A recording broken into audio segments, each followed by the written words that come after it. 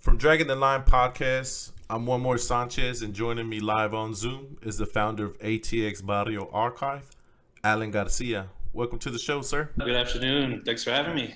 No, man. Before we get started, as an Austinite, I appreciate the things that you're doing for the history, because we'll go more in details, but to see it change and grow, that's awesome, man. I appreciate that. Thank you. Thank you for the support. Yeah. Real quick, Alan, if you don't mind, can you share with everyone that's listening, what is ATX Barrio Archive? Yeah, it's a community archive project that is on Instagram. And since 2016, it's just been dedicated to chronicling the history and culture of Austin's Black and Brown barrios. A big part of it is the East Side, because that's one of the largest, one of the most historic. There's a lot of photos, a lot of historical content related to some of the original barrios that used to be what we now know as downtown. There was a lot of Mexicano presence there. My family is from the South Side, just off William Cannon, so there's a lot of love that gets shown to the South Side as well.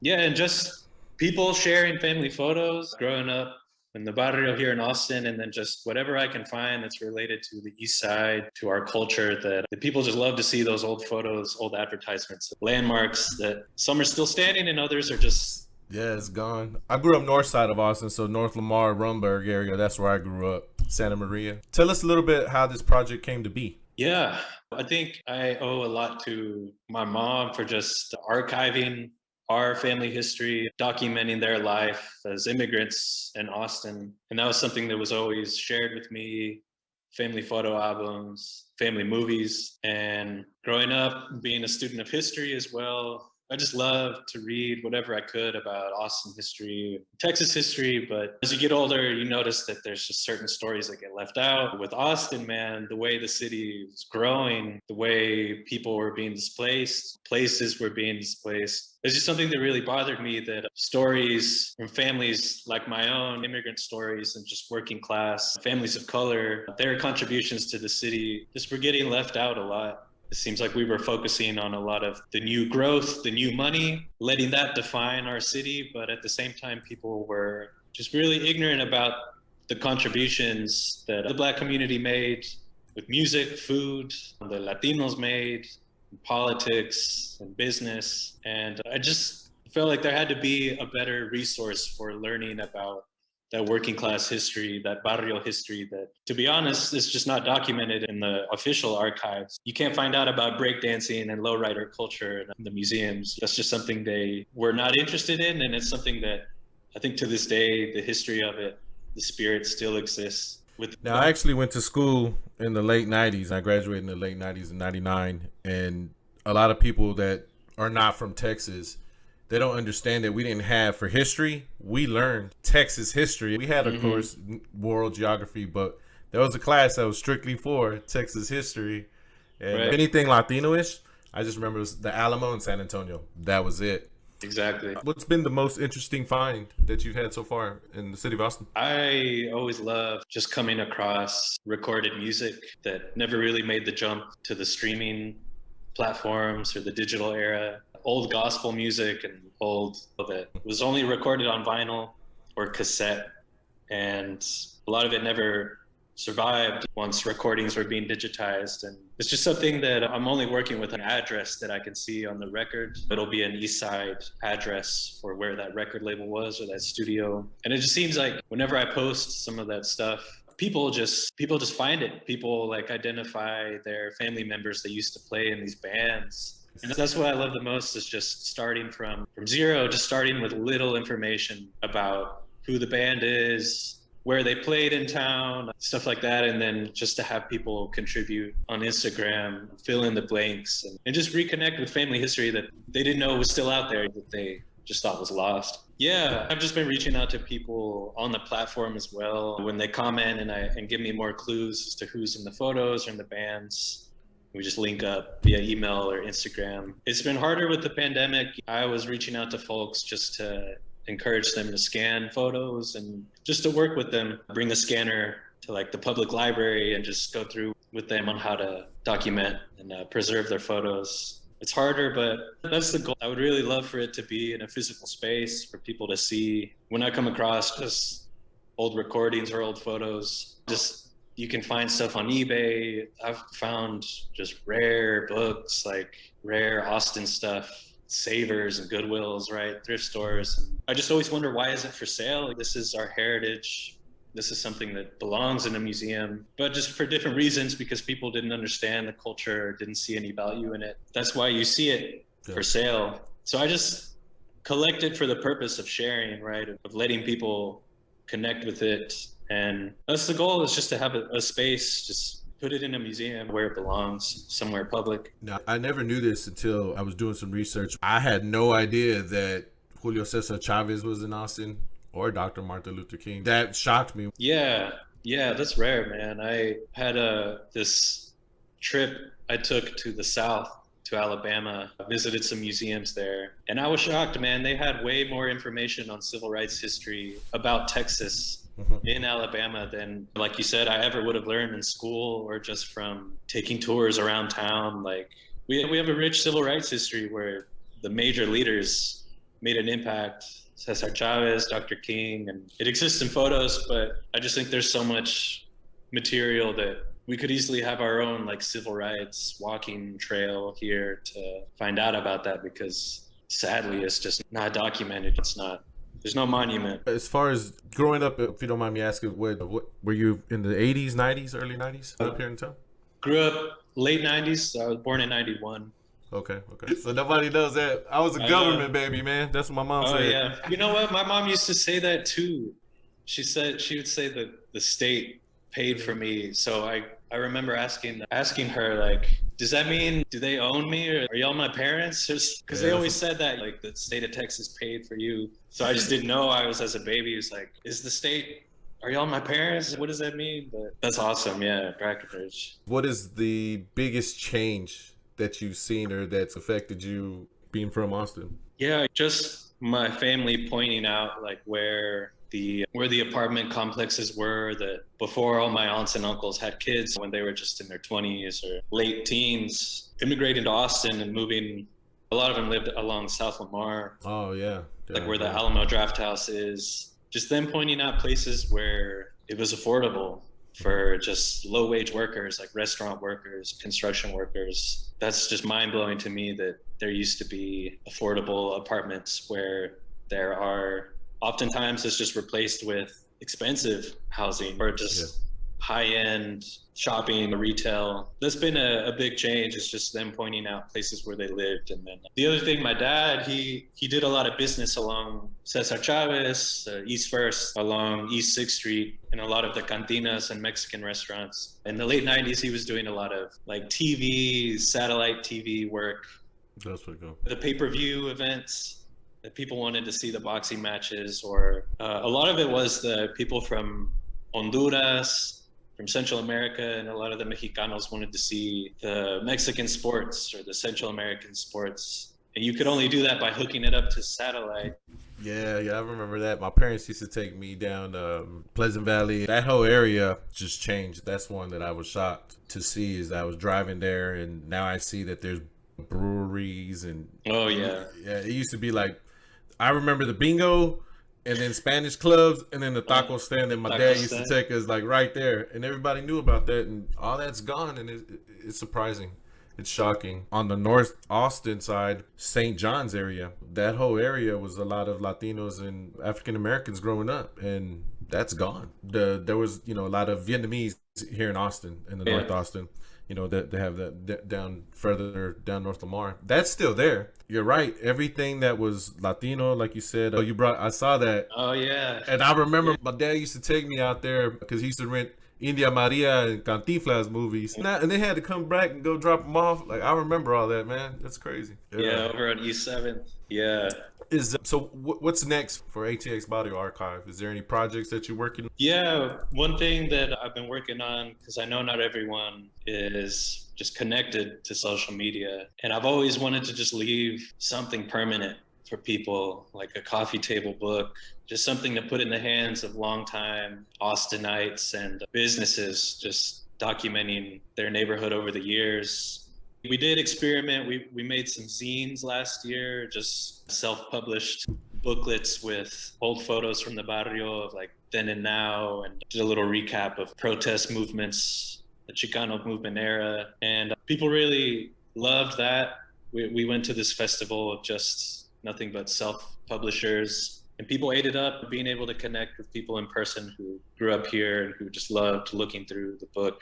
So I'm looking at ways of how to do that, how to publish something that either shows like then and now, these barrio landmarks. Yeah. Because there's so much of that, like we cherish places like Cisco's and Joe's. All that on Burndy Road? Places that have survived for decades. Yeah.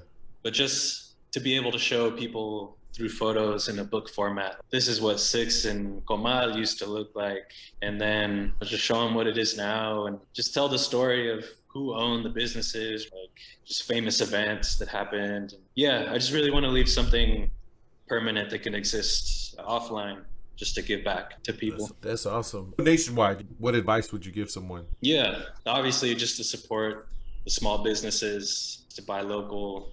Yeah, man, as people nationwide, I think just it's surprising that people have interacted with the page who are not from Austin. They might have moved here just weeks ago, but they came here not knowing the history. But I'm surprised. I never expected to see people just reach out and acknowledge some of the tougher parts of our history, and just took it upon themselves to just learn the bad stories of segregation and just how bad things were for people of color. So the fact that there was support out there from folks who had no Texas roots, moved here just because Austin's famous, it's growing. I was really taken, that was really shocking to me, surprising, that I just never thought that would happen, that people would take it upon themselves to just research the honest history of it. So the fact that they're supporting that, just supporting our struggles in the city by doing the research, doing their homework. Yeah, I was just really impressed. Looking at your page, there's not a lot of people talk about their town. It's just awesome to see, honestly. At the end of the day, there was just things that I had no idea existed, and I grew up in the 80s and 90s in Austin. For those that are interested in your page and in your website, where can they connect with you online? Just sending me, I've got my email address on the ATX Barrio Archive page on Instagram. Sometimes it's a little bit easier just to follow up with folks about sharing stories, documenting photos. Really, that's the best way, just through comments. I learned so much through people's comments, because that's a big part too, that I feel like I can share an item, a photo, but it's the people that add more to the story that can just fill in the gaps. That smile on their face, they glare that they look. Yeah. Hey, Alan, before I let you go, I'm going to put you on the spot. Quick question, quick answers, all right? All right. If you can bring back something from Austin that is no longer open or available, what would it be? It's hard to choose. I'm going to go with Celebration Station, man. Oh, yeah, that's a good one. Affordable family entertainment. The Motor Mile. Yeah, Southeast Austin. I've heard from a lot of people that they miss that place so much whenever I've shared photos. And I think that's just what we need more in the barrio, is just entertainment spots that aren't expensive. On my side of town, I thought about Playland and Skate World. We used to just, as kids, just walk across the street and everybody hang out, and that was the hangout spot, elementary and junior high. What's your favorite place to eat in town? I've made a point of, on my birthday, having a breakfast at Joe's Bakery, because I just love their plates. I just love the food. It's like it just adds to the flavor of the food, man. The history on the walls, the camaraderie. I just love it. That's something that I feel like newer businesses, the ones that move in, try and recreate. But yeah, that's just so much history. And the service, man, it's just beautiful. Like catching up with the staff there. It's just, you can really feel the love. Yeah, that's how I am with Dan's Hamburger on North Lamar. Yeah. I walked there, they was like, my wife was like, what's going on? Because she's from California. I should say honorable mention, Top Notch. I can't do without Top Notch, man. I always have to. Honorable mention, Top Notch? Go back for some chicken tenders or some, just to pretend I'm living through Dazed and Confused. I'm just eating burgers. For me, I think it would have been Dos Hermanos. They had the Pleasant Valley burnt down. Had the best gorditas ever, dude. Like Metzco, just fajita was just bomb. And then the last one, how would you describe Austin, Texas? This is gonna sound weird, but Austin, Texas smells wonderful to me. The city just smells like, it's earthy. It's a green city. I just love the way the city smells, like being out on a walk in the park. or just through the neighborhoods. It's just got something to it, man. I just love being outdoors in the city, because that's just something I see that families in town just love to do, to be able to go to a public park and scan the area and just see just the generations of folks from all walks of life. Yeah. Just playing sports, picnicking. It's just all those combined smells of like barbecue, this, the earth, man. Like, I know cedar allergies are a problem for. Yeah, cedar's bad. No, I get what you're saying. It's a change in city, but you're right. You mean everything from Town Lake. People still they call Lady Bird. That's how you know you're from town. So you see all that. That's still the same and just cleaner. People are riding bikes. It's a big city, but it's weird to still see it clean. Like so you're right. It does have a smell to it. A good like fresh breath of air, not hot and musty like Houston or something muggy. Yeah, I get whenever I'm in Mexico City spending time with family, obviously like the environment is just way more mega city, like smoggy, sadly. So coming back to Austin from visiting family in Mexico City, I know I'm home once I'm just outside, because I can like breathe in Austin air. It smells different. It just smells like home, man. Just family. It's funny you brought up Celebration Station, because growing up, my parents would go to Laredo, and when we would drive, I knew that we were almost home because Celebration Station was right there. They're like, all right, we're in Austin. Yeah, that's Ben White. It was like, That's pretty cool, man. Before I let you go, is there anything that I didn't ask quickly that maybe you want the people to know? The page, it's like half and half me doing archival research, just digging through the archives, finding things that people didn't know exist. It's related to the barrio. And then the other half, which I love, is just people sharing family history. And I just always encourage that anyone who wants to share their family story on the page, it's a space online for them to do that, just to celebrate a loved one, celebrate their barrio, their street. A lot of times when elders in the family pass away, I just love sharing tributes to people who just made a mark in the city, someone's abuelita, abuelito. So yeah, just encourage people to reach out, and if they feel like sharing family history, just to send it. Yeah, mom is from Austin as well, and there's 12 of them, so she's in Austin. Oh, and wow. So I remember growing up, my grandpa helped build Travis High School in McCallum, and I used to go to McCallum, so looking at it, it's history. But you're right, my family's so big that when we had family reunions, I didn't even know who the other family was. It was just the immediates, just because that's how big my mom's side that's in Austin from here. They're definitely going to tune in, and I'm excited. But again, man, I thank you for coming to the show. No, yeah, man, I love just chatting up with locals about the city. There's a lot to love about the city, and it's just something, man, we love to talk about Austin, man. We love to talk about memories, history. I can't tell you how many people I've talked to at the bus stop, OG Austinites. They can sniff it out. They're like, are you from here? Which school did you go to?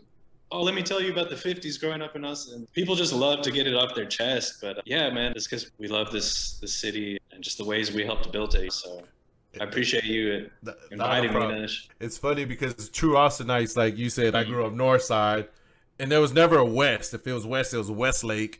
East side. Like, there was no Midwest and Northwest. We didn't have all that. It was either South, East side. That was it. It's funny how you said that, because that's how you identify somebody. What school you go to? Oh, you're from the South. West is where like we went to work. It was like a lot of tias that cleaned homes. My mom was branch and all that area. I greatly appreciate it, man. I think what you're doing is good, and if you don't hear that from someone, at least you know that for me, I mean it, and that's awesome, brother. That means a lot, man. I really thank you so much for the support and just inviting me to chat, man.